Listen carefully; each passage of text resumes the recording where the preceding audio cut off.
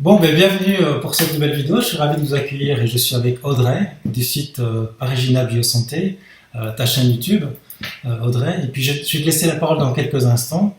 Je voulais faire cette vidéo avec toi parce que je voudrais te présenter avec toi, ça va être un peu spontané en fait, 3 clés du bien-être, du bonheur.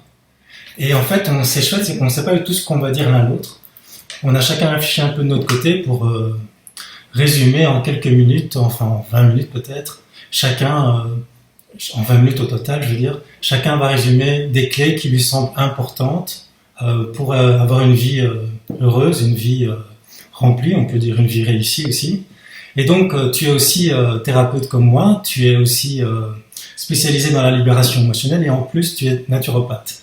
Et alors, on se connaît nous depuis 2 ans, on se connaît à travers ta chaîne et aussi on communique beaucoup sur Instagram. Je sais que tu es très présent sur les réseaux sociaux. Est-ce que tu peux juste dire un petit mot sur toi en quelques mots, si tu veux bien? Alors bonjour à tous. Donc en effet, je suis naturopathe.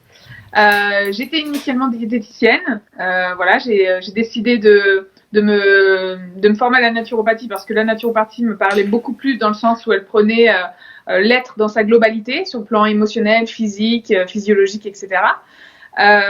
J'ai eu aussi un passé où j'ai connu les troubles du comportement alimentaire, qui m'a aidé à voilà, appréhender les choses en le vivant dans mes tripes.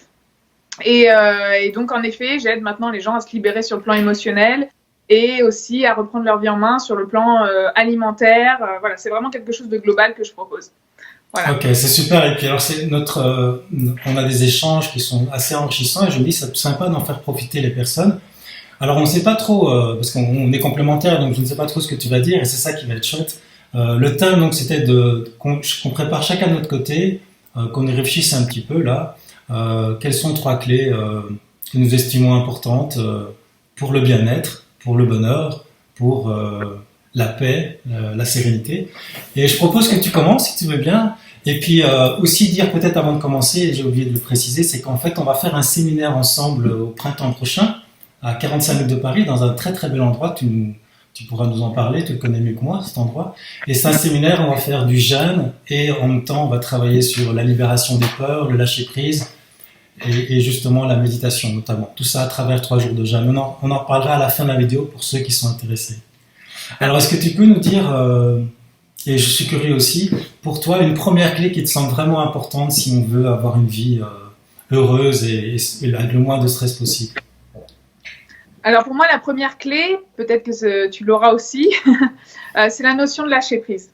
Voilà, la notion de lâcher prise qui est parfois un petit peu mal comprise ou perçue, que j'ai eu beaucoup de mal, moi, j'ai mis des années à l'appliquer vraiment. Cette notion qui pour moi est vraiment reliée à l'acceptation de ce qui est, et qui permet de prendre la vie déjà sous un autre angle, et d'envisager les choses complètement différemment, et de comprendre aussi que tout ce qui arrive dans la vie, bien ou mal, parce qu'on a tendance à mettre des étiquettes sur tout, tout contribue à notre évolution. Et si on sait le prendre comme tel, on peut avancer. Et la notion de lâcher prise, pour moi, elle est vraiment dans tous les aspects de la vie, que ce soit personnel, relationnel, professionnel.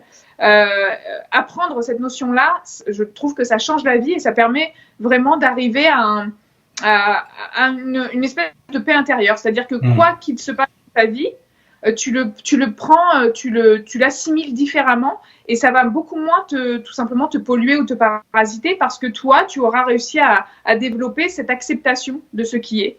Et ça, je trouve que c'est une question principale et moi, personnellement, qui m'a vraiment changé la vie. Ok, mais là ça commence fort, ça commence haut, parce que c'est très exigeant, enfin exigeant dans le sens que j'en parle souvent aussi dans mes vidéos, c'est arrêter de lutter en fait. Ce qui n'est pas du tout évident, parce qu'on nous a appris toujours à agir, à faire, à être compétitif. Et arrêter de lutter. Et c'est ce que tu partages, j'imagine, avec tes clients. Comment ça se pratique pour toi, la manière la plus simple de pratiquer ça, parce que je sais que c'est très difficile, hein, l'acceptation, c'est vraiment très difficile. Tu as dit quelque chose d'important, c'est même accepter les choses difficiles, les obstacles, et ça, beaucoup de gens ont difficile avec ça. Oui, moi, pour moi, une des clés, si ce n'est la plus importante, ça a été la méditation. Parce que la méditation, tu arrives à progressivement, ça c'est pareil. En consultation, je le vois souvent, je me dis, moi, je ne peux pas méditer, je n'arrive pas à méditer. Mais il n'y a pas de mauvaise méditation.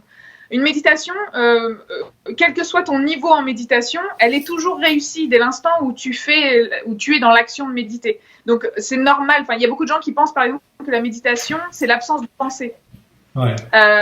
Je médite depuis plusieurs années et j'ai toujours un cerveau très actif et c'est comme ça, je suis faite comme ça. Par contre, la seule différence avec avant, c'est que je me laisse plus embarquer dans mes pensées. C'est-à-dire qu'elles sont là, mais je suis en tant qu'observatrice et plus actrice. Et parfois même, je me surprends à retourner dans mes anciens mécanismes en me disant, tiens, là, tu te laisses embarquer dans une pensée qui peut être anxiogène, attention. Mais j'ai tellement maintenant le recul sur la chose que je me laisse plus embarquer dans le truc. D'accord. Donc, c'est pas du tout de contrôler son mental ou d'être vraiment dans la lutte, comme tu le disais tout à l'heure, la lutte où je veux pas penser, mince, j'arrive pas à méditer, parce que c'est contre-productif. C'est juste accepter les choses telles qu'elles sont. Et évidemment, quand on commence à méditer et qu'on est par exemple particulièrement, on peut être anxieux, stressé, etc., il va se passer plein de choses. Et j'ai tendance à dire en consultation, plus vous avez de mal à méditer, plus vous en avez besoin. Ok, super, c'est super intéressant.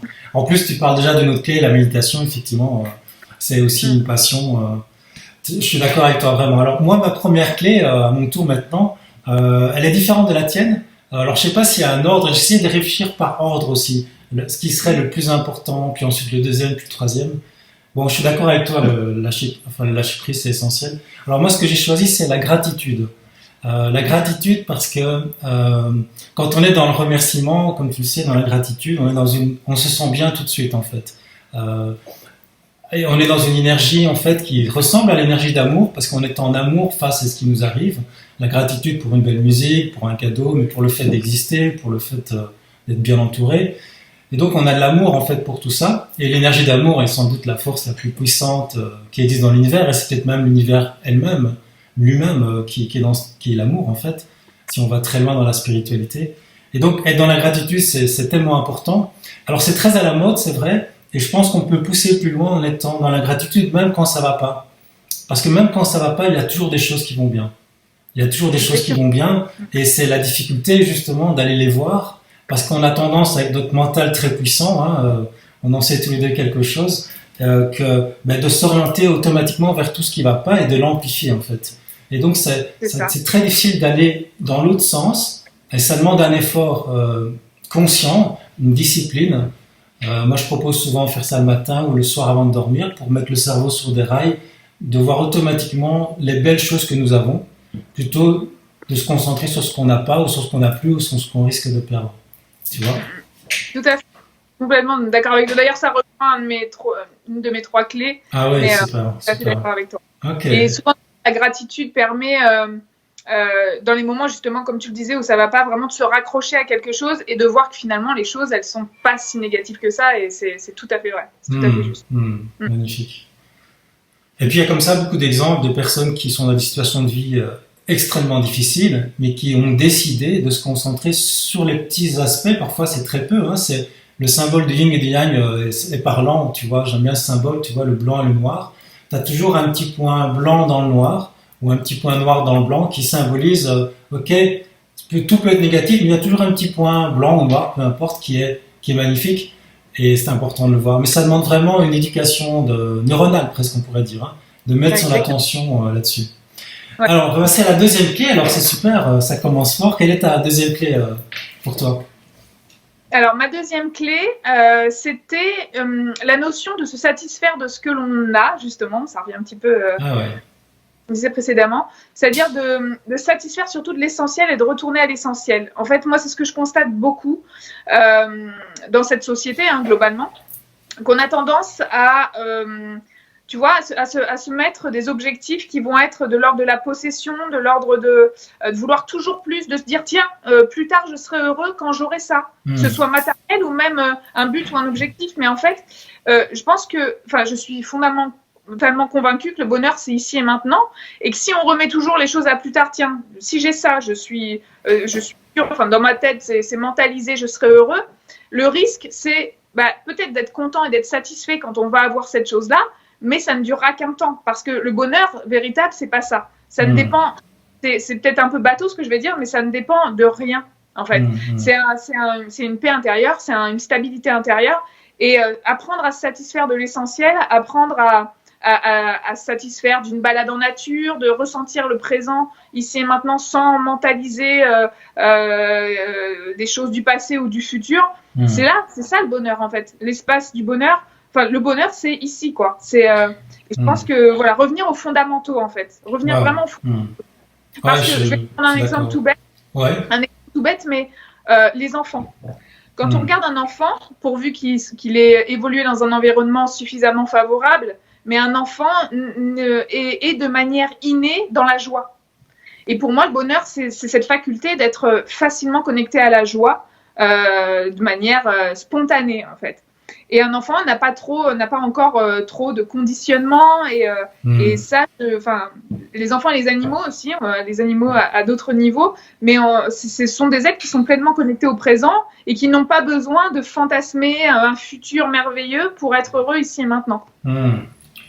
Ouais, écoute, je suis évidemment 100% d'accord avec toi, je trouve ça tellement important et ça a l'air très, très, très simple à comprendre, hein, je crois que tout le monde le comprend, mais c'est difficile, même quand on connaît le principe, parce qu'on a tendance toujours à se dire mais ça ira mieux quand j'aurai réalisé tel objectif, quand je serai en couple, quand je serai ceci. Et ça rejoint ce que disait Krishnamurti, qui disait la souffrance, c'est quand on lutte contre l'instant présent. Et Cartol le dit aussi, hein, qu'on aime bien tous les deux. Et Cartol, c'est celui qui a écrit Le pouvoir du moment présent. Et il dit donc, Krishnamurti dit, on fait toujours une différence entre ce qui est et ce qui devrait être. Et c'est ça qui crée la souffrance, et accepter ce qui est. On en rejoint aussi à cette idée de non-lutte, en fait. De ne pas lutter contre l'instant présent, en fait, quelque part, on pourrait dire. Exactement. Ok.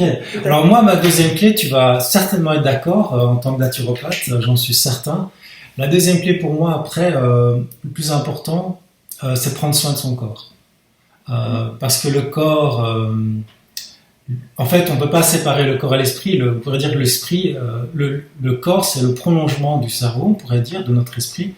En fait, on est dans notre corps, c'est notre véhicule sur cette planète, et c'est important d'en prendre soin, comme de son temple intérieur, on pourrait dire, c'est un temple. Et ce qu'on met dans notre corps doit être sélectionné avec beaucoup de conscience, comme tu le sais mieux que moi d'ailleurs, c'est tout ce qu'on mange, mais également tout ce qui rentre par les oreilles, par les yeux, tout ce qu'on rentre en nous. C'est important d'être sélectif, parce qu'on on est ce qu'on mange, mais on est aussi ce qu'on écoute, ce qu'on voit, les gens qu'on fréquente. Et là, je parlais beaucoup du corps parce que souvent, on va être mal pour des raisons. On va être mal au niveau psychologique. On peut être en dépression, on peut être, on n'arrive pas à dormir, ou on est triste, on est anxieux. Et souvent, c'est surtout pour des raisons physiologiques, plus que psychologiques. Parfois, parce qu'on dort mal, justement, donc on est vite fatigué, on est vite irritable. Mais parfois aussi, on est déprimé ou on va mal dormir parce qu'il nous manque des vitamines, du magnésium, la vitamine D. Et quand on est carencé dans ces vitamines ou dans les oméga 3 ou d'autres choses, on va avoir des problèmes d'humeur.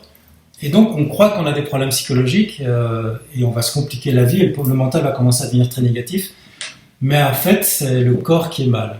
Et donc, prendre soin du corps, c'est un art de vivre. Et bon, je pense que tu peux être que d'accord avec moi. Et c'est pour ça qu'on va faire ce séminaire d'ailleurs. Hein? Exactement. Ouais. Je ne vais pas te cacher que c'était ma troisième clé. Ah, d'accord, ok. Voilà, j'avais envie de l'aborder peut-être un tout petit peu différemment, mais oui, c'était évidemment ma troisième clé. Je suis complètement de ton avis, évidemment, et je pense que c'est fondamental, c'est un pilier. Moi, je l'ai expérimenté moi-même, hein, puisque j'ai passé donc des phases très difficiles on peut le dire, de crise existentielle. Et je me rendais compte que lorsque je commençais à évoluer sur le plan psychologique, j'avais tellement acquis des mauvaises habitudes de fonctionnement, tu vois, sur le plan sommeil, sur le plan, je ne dormais que très peu, j'avais une hygiène de vie, alors pas sur le plan alimentaire, comme quoi ça ne suffit pas toujours, mais je ne faisais pas de sport, et ça, en fait, tu ne traites qu'une partie du problème. En fait, le bien-être, c'est vraiment un ensemble. Et c'est un équilibre et je vais répondre, si tu le veux bien, je vais répondre du coup avec ce que j'avais prévu de dire pour le troisième. Oui, super. Pour moi, c'est vraiment un équilibre. Prendre soin de son corps et prendre soin de son esprit, ça va de pair. Voilà. Tu peux pas faire, c'est indissociable pour moi. Si tu commences à une reprise en main à grande échelle, il faut vraiment le bien-être, c'est ça, c'est la globalité du corps, de l'esprit. Alors notamment par le biais du yoga pour ceux qui peuvent en faire. Le yoga pour moi c'est vraiment une discipline qui aide on pense que c'est juste des postures comme ça vu d'extérieur, on peut se dire bon bah, c'est des postures, mais non, c'est toute une discipline. Quand tu fais du yoga, tu es 100% dans ton corps. Tu es pas autre part, tu n'es pas dans tes pensées. Tu es obligé de te focaliser sur la respiration, sur l'équilibre. Et ça t'apporte au fur et à mesure vraiment une concentration. Et la concentration est primordiale aussi pour le bonheur, je pense. Parce que la concentration te permet d'affiner ton esprit et justement de ne plus te faire embarquer dans tes pensées ou dans un mental, dans une suractivité cérébrale. Et le yoga, pour moi, ça a été une des révélations avec la méditation. C'est deux choses qui vont de pair, d'ailleurs. Et comme tu le disais très justement, l'alimentation, évidemment. Si tu as une alimentation extrêmement acidifiante, très carnée, bourrée de sucre raffiné, on sait que le sucre raffiné induit une addiction sur le système nerveux central.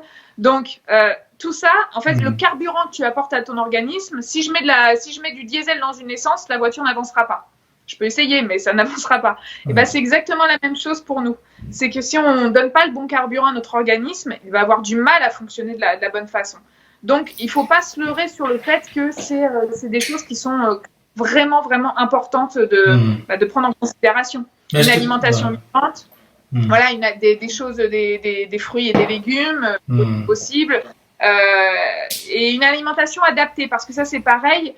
Il y a des croyances populaires sur les aliments, surtout en ce moment sur YouTube, on en entend beaucoup parler. Beaucoup de gens se positionnent comme garant de la vérité absolue parce qu'une alimentation leur a convenu et pensent que ça va convenir à tout le monde.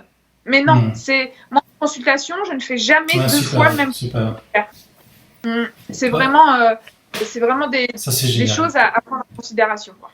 Ouais, alors ça c'est super parce que j'ai mis longtemps à comprendre ce que tu dis. C'est que on recherche tous un peu l'aliment miracle, le régime miracle, et j'ai cherché longtemps et j'ai vraiment tout essayé aussi, je pense. En tout cas, je me suis intéressé un peu à tout ça. Et ce que tu dis, c'est la clé qu'on retrouve en médecine chinoise, c'est le terrain, c'est fait tout. Chacun est unique en fonction des saisons, aussi en fonction de son âge, en fonction de plein de choses, de l'effort qu'il doit faire.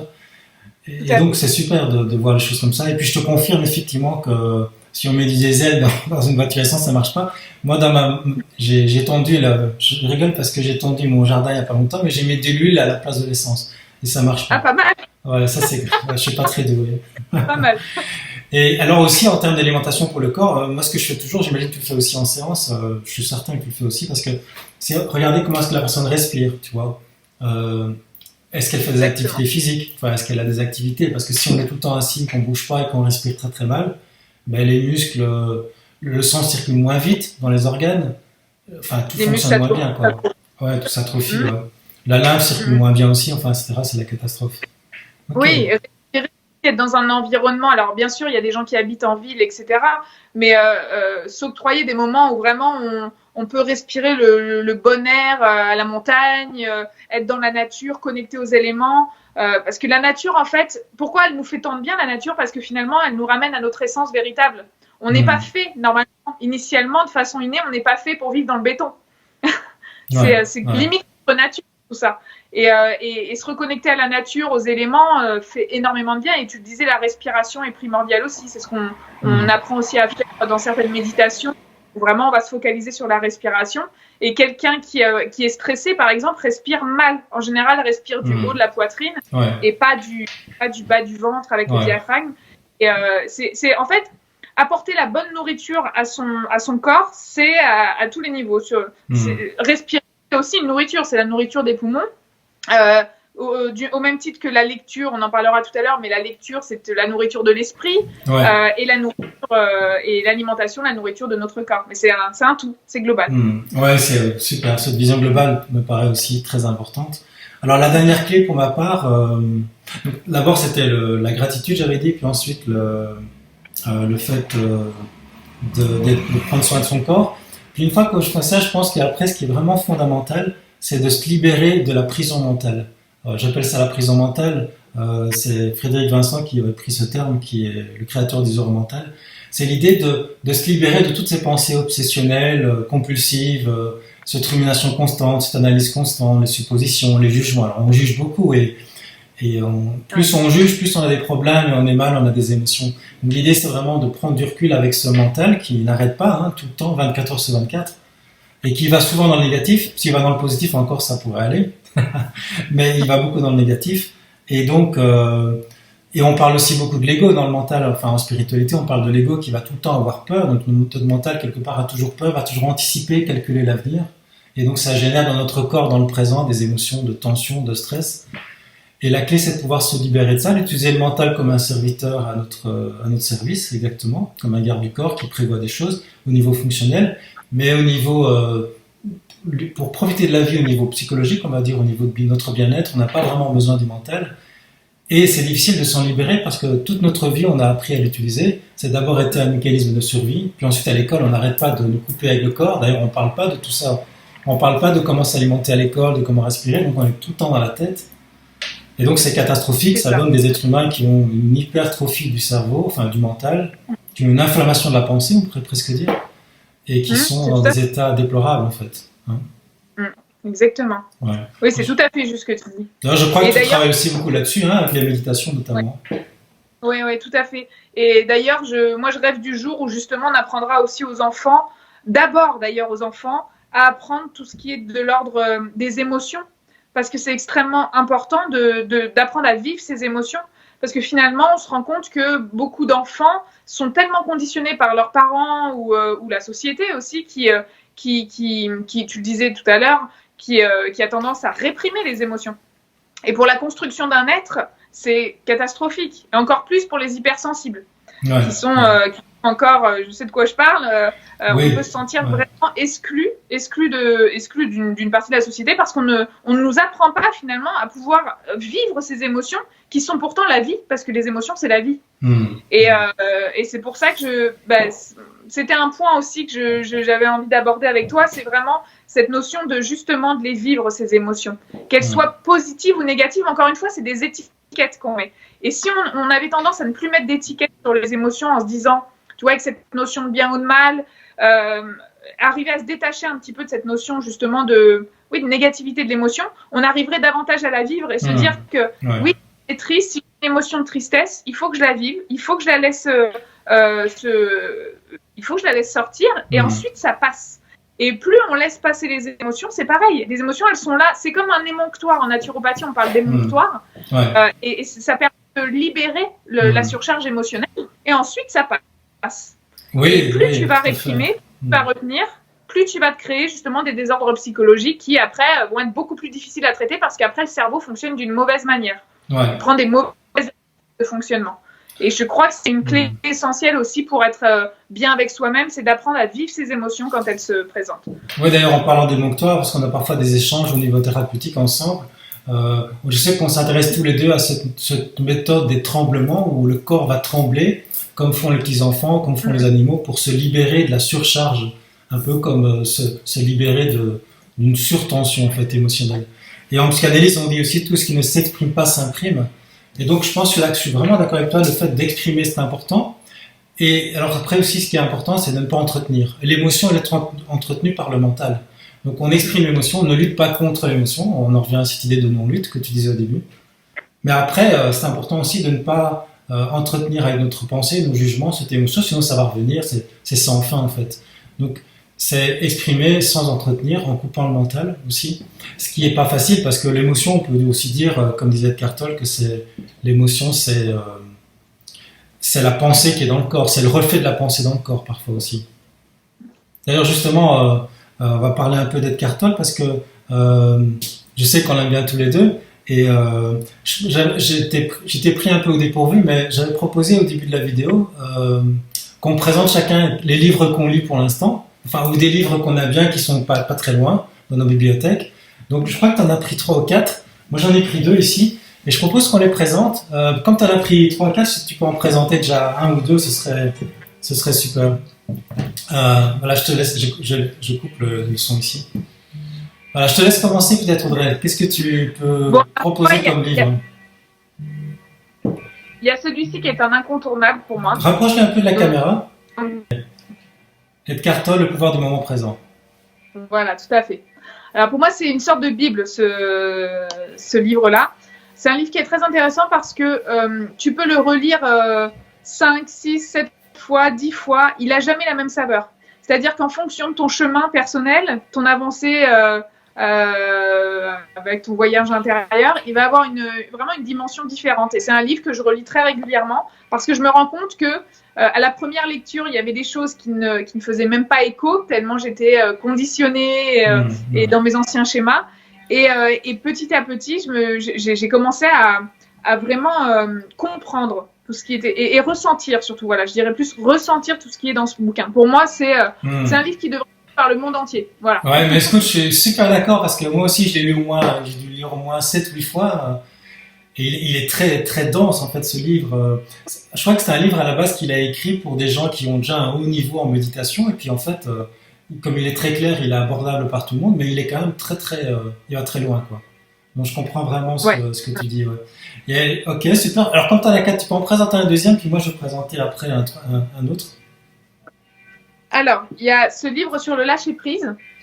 Le lâcher-prise de Guy Finlay, ok. Voilà.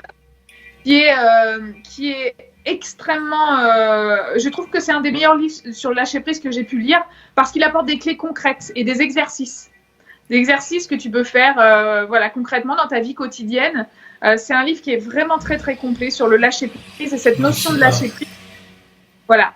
En fait, il ne fait pas que parler du lâcher-prise, il te donne les clés pour apprendre à lâcher-prise. Et je trouve l'auteur en plus, c'est écrit c'est merveilleusement bien écrit. Il a créé plusieurs livres de cet acabit. Il est vraiment, je trouve, super, vraiment. Ah ok, génial. Mais c'est chouette. S'il y a des gens qui sont en recherche de lecture, on a déjà 2 super ouvrages. Alors moi, j'en ai 2 aussi. J'en ai 2 à présenter là. Alors celui que je vais présenter risque de choquer un petit peu, mais pour les gens qui me suivent sur ma chaîne, ils savent très bien que parfois j'aime bien. J'ai fait d'ailleurs une série sur les illusions.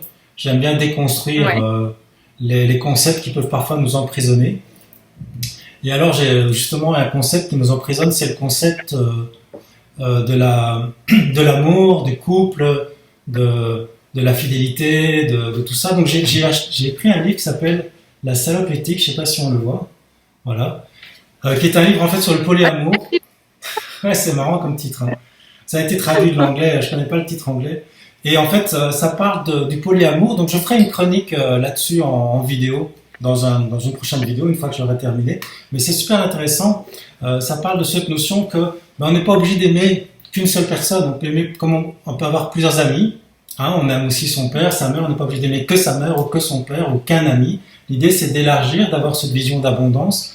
Et on peut s'autoriser, si le partenaire est d'accord, bien sûr. Ça demande beaucoup de maturité au niveau affectif. Si les deux sont dans le même type de fonctionnement, de pouvoir vivre plusieurs amours en même temps. Et c'est quelque chose qui est en train de se répandre un petit peu dans le monde. C'est une sorte de révolution culturelle, on pourrait dire, mais qui libère les êtres humains.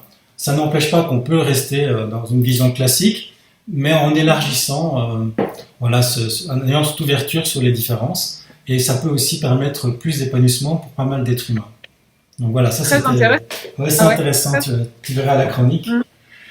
Alors, tu en as encore un ou deux peut-être?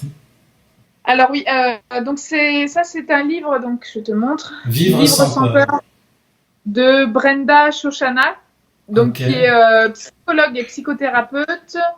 Voilà, et elle traite vraiment beaucoup de spiritualité aussi dans ce livre. Alors spiritualité, c'est pareil, c'est un terme qui peut paraître un peu ésotérique, mais en fait pas du tout. Et moi je pense que c'est ça aussi qui me manquait beaucoup dans mon parcours, c'est de comprendre cette notion de spiritualité qui est en fait en chacun de nous. Et elle fait allusion beaucoup au bouddhisme dans ce livre. Et c'est un livre que je recommanderais vraiment aux personnes qui vivent des moments d'anxiété, d'angoisse, ou qui souffrent du trouble d'anxiété généralisée. C'est un livre pour ça. Ouais. Ah super, et puis c'est bien aussi pour les gens qui souffrent de déréalisation, peut-être de dépersonnalisation, que tu connais bien aussi. Ouais, c'est un syndrome que j'ai vécu de longues années. et j'en profite pour les gens qui tomberont sur cette vidéo pour leur dire que je pensais que je m'en sortirais jamais tellement j'étais. Tu savais, je t'ai rencontré à cette époque-là de toute façon. Et en fait, c'est pareil, c'est que si on aborde le problème à l'endroit et surtout qu'on ne lutte pas contre les symptômes, parce que plus on va lutter contre les symptômes, plus on va les faire perdurer et plus on va les nourrir. Petit à petit, quand les symptômes n'ont plus lieu d'être, ils s'en vont d'eux-mêmes. Et c'est extrêmement, je pèse mes mots, c'est extrêmement traumatisant à vivre ces symptômes. Mais ce sont des symptômes de l'anxiété. Donc, ce qu'il faut traiter, c'est l'anxiété, l'angoisse et ces émotions. Souvent, il y a un paquet d'émotions refoulées derrière et on peut s'en sortir. On peut retrouver. Je peux même dire que rien n'arrive par hasard dans la vie. Cette notion-là aussi, elle est hyper importante. Et que chaque épreuve, que ce soit les dépressions ou ce type de crise existentielle, etc., chaque épreuve contribue à notre évolution. Il faut aussi voir les choses comme ça. Et quand tu commences à voir les choses comme ça, du coup, tu commences à gravir les marches vers la guérison. Ok, génial. C'est super ce message d'espoir. Puis on en revient à ta première clé, accepter ce qu'on ne peut pas changer dans les médias. Et en acceptant, on est moins stressé, donc les symptômes peuvent diminuer, effectivement. Bon, génial, c'est super que tu as dit ça. Alors moi, le deuxième livre que je voulais présenter, c'est un livre, vraiment, je suis en train de le lire, je suis enthousiaste, il est extraordinaire. Ça s'appelle Le saut quantique, avec une préface de Edgar Tolle. Je sais pas si failli l'acheter. C'est de Steve Taylor, mais ça m'étonne pas, on a des sujets communs, on a des intérêts communs. Donc c'est un professeur de psychologie. Donc le titre est un peu, pour nous Européens, un peu bizarre, Le saut quantique, ça fait très marketing. Mais en fait, c'est un livre très, on pourrait dire scientifique. C'est un psychologue qui étudie la notion d'éveillé, puisqu'on parlait de spiritualité. Je m'intéresse beaucoup aussi de plus en plus à cette notion d'éveil, d'élévation de la conscience. On parle des gens qui sont éveillés, donc des maîtres spirituels. Et il les a étudiés, il a fait sa thèse là-dessus, de psychologue. Donc il a un doctorat en psychologie. Et donc il étudie, d'un point de vue psychologique, c'est quoi être éveillé, c'est quoi ne pas être éveillé, et puis qu'est-ce que les traditions dans l'ancien temps ou les maîtres spirituels contemporains apportent comme outil. Et il donne aussi des indications de cet état psychologique, car pour lui, l'éveil est un état psychologique. Il y a un niveau de conscience, un fonctionnement particulier de la conscience, qui rejoint un petit peu tout ce qu'on a dit en fait, mais avec cette idée de vraiment échapper de la prison mentale, comme on disait. Et donc je te le conseille, si tu as failli l'acheter, c'est bien que tu l'achètes, il est vraiment extraordinaire. Et puis, pour les gens qui sont un peu perdus, parfois il y a des gens qui ont cette notion d'éveil, qui ont parfois des flashs d'éveil comme ça, et ça les fait paniquer, ils ne comprennent pas ce qui leur arrive. Il y a la notion du moi qui disparaît. On retrouve ça aussi chez les gens qui sont dépersonnalisés, mais parfois il peut y avoir juste une crise existentielle, la personne ne se reconnaît plus, l'impression d'avoir un grand vide, et en fait ça peut être une ouverture vers quelque chose de merveilleux, mais les gens ne le savent pas, et donc il parle beaucoup de ces crises existentielles, de ces gens qui croient qu'ils ont un problème psychologique, alors qu'en fait ils sont en train de vivre quelque chose de merveilleux. C'est l'abandon du moi, de l'ego, et l'ouverture à quelque chose de plus vaste. Voilà. Oui, et l'ego, justement, ça le vit comme une sorte de petite mort. Et c'est ça qui fait que je te rejoins énormément sur cet aspect-là, parce que quand j'ai été en déréalisation et dépersonnalisation, pour moi, il y avait vraiment, véritablement une partie de moi qui était en train de mourir. Et c'est extrêmement difficile pour le mental. Ça, et en fait, oui, c'est encore... ça, on en revient au fait d'arriver à changer l'angle d'observation pour accepter ce qui se passe. Et quand tu commences à accepter ce qui se passe, tu comprends que ça a une utilité, en fait. Ouais, c'est sûr. Comme disait Edgar Tolle, c'est mourir avant de mourir, en quelque part. C'est ça. Et ça peut être très paniquant si on est attaché à notre ego, à notre mental, parce que souvent, quand on est dans l'anxiété, on est tout le temps dans le mental. C'est comme ça qu'on a survécu, on essaie de comprendre le monde. Donc, lâcher ça, ça fait très peur, évidemment. Ok, c'est super. C'est chouette. Et alors, je ne sais pas si tu en as encore un à présenter ou pas? Oui, j'en ai encore un petit. Un dernier. Ok. Oula, il y a beaucoup de trucs, beaucoup de alors, notes. C'est les 8 marches du bonheur. Je vais le mettre comme ça. Les 8 marches du bonheur. Les 8 marches vers le bonheur. Trouver la paix au cœur. 8 marches vers le bonheur, trouver la paix de cœur, la compassion et la sagesse. C'est du vénérable Enepola Gunaratana. Voilà. Ok, c'est un bouddhiste, un moine bouddhiste, j'imagine. Oui, voilà. Alors, ce livre-là, donc, c'est un livre que j'ai lu après Le pouvoir du moment présent, quand je commençais à vraiment comprendre que la spiritualité m'apportait des choses et surtout me donnait des clés. Ça, c'est un livre pour moi, donc évidemment qui est extrêmement relié au bouddhisme. Voilà, on nous donne des clés concrètes. Pareil, ce que j'ai aimé dans ce livre, c'est que il n'y a rien d'ésotérique, c'est du concret. C'est des choses que tu peux appliquer dans ta vie quotidienne. Ouais. Et notamment sur les notions de sagesse, de compassion, de gratitude dont tu parlais tout à l'heure. Parce que finalement, c'est joli tous ces mots-là, mais pour les mettre en place, alors quand tu as un certain fonctionnement, pour changer la donne, c'est pas forcément facile à faire. Et c'est des choses. Il faut pas se leurrer, ça se fait petit à petit. C'est en changeant notre façon de fonctionner petit à petit, changeant l'angle d'observation.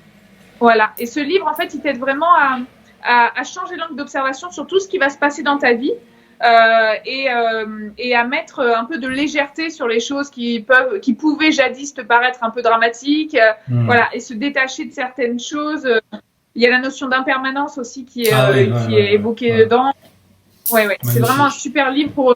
Encore une fois, il n'y a rien de religieux là-dedans. J'insiste bien là-dessus. À mon sens, le bouddhisme n'est pas une religion. Bon, c'est pas le propos de la vidéo, mais pour moi, c'est pas une religion. Et je pense que ça peut aider beaucoup de personnes. C'est super comme livre de base pour développer justement une conscience spirituelle où on se base sur l'impermanence, sur l'acceptation, tout ce qu'on a bien dit. C'est super. Tu présentes ce livre, je ne le connaissais pas, donc. C'est un peu un guide pratique en fait. Un guide pratique. Ouais, super. Ouais. D'accord, génial. Sans rentrer dans les considérations un peu trop complexes, il y a des livres sur le bouddhisme qui sont vraiment complexes si tu n'as pas effleuré la chose. Ce livre-là, il est vraiment accessible à tous. Ok, super. Mais vous pourrez voir en dessous de la vidéo, il y a des commentaires, et puis en dessous de la vidéo, il y a une description aussi, si vous appuyez sur le petit triangle à l'envers, je pense, et je mettrai les références de ces livres. Et puis n'hésitez pas à dire dans les commentaires les livres que vous êtes en train de lire ou que vous lisez ou que vous allez acheter suite à la vidéo, parce que c'est intéressant d'avoir un feedback là-dessus. Et puis, alors on va terminer peut-être juste par dire ce petite annonce en fait. C'est qu'en fait on va faire tous les deux, c'est une première, un séminaire de 3 jours où les gens vont jeûner, un jeûne très doux où il y aura quand même des jus tout bio, des jus pressés de légumes le matin, un petit peu de fruits mais pas trop, pour pas trop de sucre, et puis le soir un bouillon. Donc c'est un jeûne très léger mais qui donne quand même quelques nutriments pour que ça se passe facilement pour ceux qui n'ont jamais jeûné. 3 jours en groupe dans un très bel endroit. Alors l'endroit tu le connais bien, je pense. Si tu peux juste en dire quelques mots où ça se trouve. Alors c'est une maison qui se trouve en Normandie, Haute-Normandie plus précisément. Donc une grande maison dans laquelle je me trouve actuellement d'ailleurs, qui est à 45 minutes de Paris. Donc très accessible pour tous les Parisiens qui sont en manque de lâcher prise justement, parce que c'est un lieu vraiment propice au lâcher prise, pas de nuisance, énormément de balades à faire aux alentours. On s'y sent vraiment bien, il y a une bonne énergie dans cette maison. C'est une maison que je connais particulièrement bien puisqu'elle n'est autre que la maison de mes parents. Voilà. Ok, super. Et il y a un grand terrain, donc on mettra tous les liens. J'imagine que tu mettras les liens, etc. Il y a un grand parc d'1 hectare entièrement paysager. On s'y sent vraiment bien. Et l'idée du séminaire, je te laisse continuer. Oui, c'est un peu ce qu'on a dit tous les deux, c'est d'appliquer en fait tous les principes qu'on a dit, donc prendre soin de son corps, prendre soin de son esprit.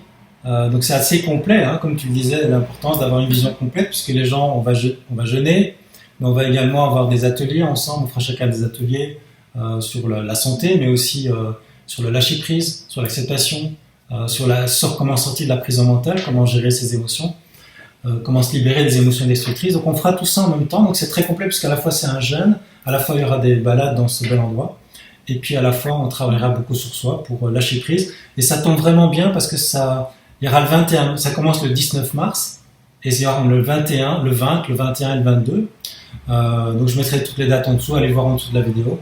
Il y a la page Facebook, vous pouvez vous inscrire déjà, les inscriptions sont ouvertes.